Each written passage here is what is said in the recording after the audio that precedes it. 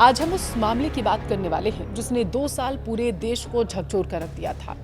9 अगस्त 2024 कोलकाता का RG Kar medical college और अस्पताल।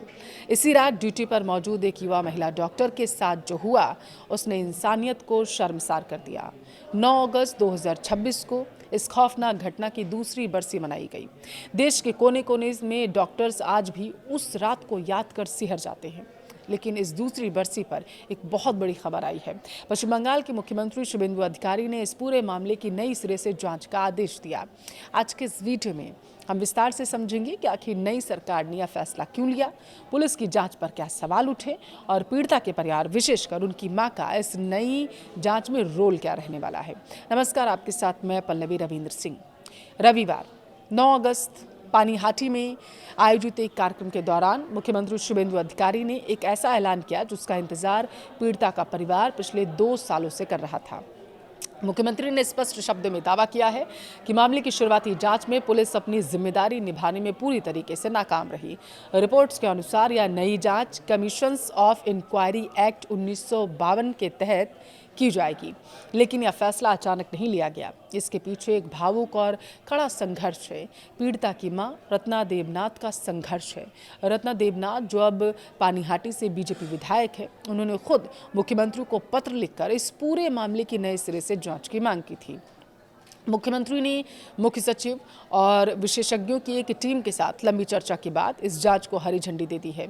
इस नई जांच का एक बहुत बड़ा फोकस उस जल्दबाजी पर होगा जिसमें पीड़िता का अंतिम संस्कार किया गया था। जल्दबाजी में मुख्यमंत्री ने बैरकपुर के पुलिस कमिश्नर को सीधे निर्देश दिया है कि वह इस बात की जांच करे कि आखिर परिवार की अनुमति के बिना इतनी जल्दबाजी में शव का अंतिम संस्कार आखिर किया क्यों गया था, इसके पीछे की कहानी क्या है।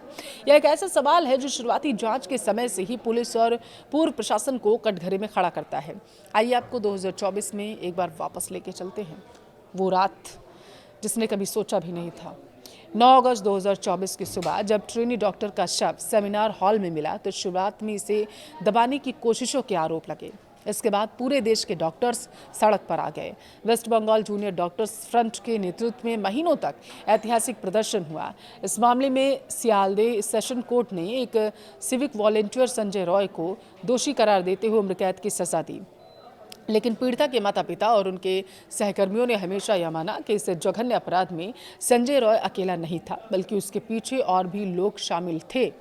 कलकत्ता हाईकोर्ट ने भी मामले की गंभीरता को देखते हुए सीबीआई की एक विशेष जांच दल को इस बात की जांच सौंपी कि उस रात डॉक्टर के डिनर करने से लेकर अगले दिन उनके अंतिम संस्कार तक क्या क्या हुआ था और क्या जानबूझकर सबूतों को मिटाने की साजिश को रचा गया था। सुप्रीम कोर्ट ने भी इस मामले में स्वतः संज्ञान ले लिया था इसके बाद और अस्पतालों में सुरक्षा कड़ी करने का निर्देश दिया था। लेकिन अब राज्य सरकार की यह नई जांच उन प्रशासनिक खामियों और पुलिस की कथित मिलीभगत को उजागर कर सकती है जो शायद अब तक छिपी हुई थी। 9 अगस्त 2026 यानी रविवार के दिन पूरे ही पश्चिम बंगाल के सरकारी अस्पतालों में उस होनहार डॉक्टर की याद में 2 मिनट का मौन रखा गया। सॉल्ट लेक स्थित राज्य के स्वास्थ्य भवन में स्वास्थ्य एवं परिवार कल्याण मंत्री डॉक्टर शरदावत मुखर्जी ने वरिष्ठ अधिकारियों के साथ श्रद्धांजलि दी। उधर आरजीकर मेडिकल कॉलेज में जहां यह घटना घटी थी, सुरक्षा में तैनात अर्धसैनिक बलों के जवानों ने भी डॉक्टर्स और नर्सों के साथ मिलकर मौन रखा। सबसे भावुक पल वो था जब पीड़िता की मां ने एक स्मृति कार्यक्रम में अपनी बेटी की याद में एक पौधा लगाया और उससे पानी भी दिया। दूसरी तरफ West Bengal junior doctors front ने न्याय की इस लड़ाई को एक रचनात्मक रूप देते हुए उत्तरी कोलकाता के चितपुर इलाके में गरीब और ज़रूरतमंद लोगों के लिए एक विशेष मेडिकल कैंप का आयोजन किया था।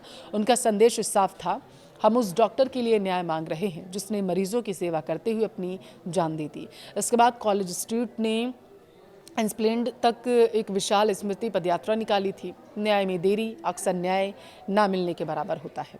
आरजीकर अस्पताल के उस डॉक्टर को खोने का दर्द देश कभी नहीं भूल सकता, लेकिन पश्चिम बंगाल सरकार के इस नए फैसले ने की उम्मीद जरूर दी है परिवार को और आने वाले डॉक्टर्स को, इस देश की हर लड़की को।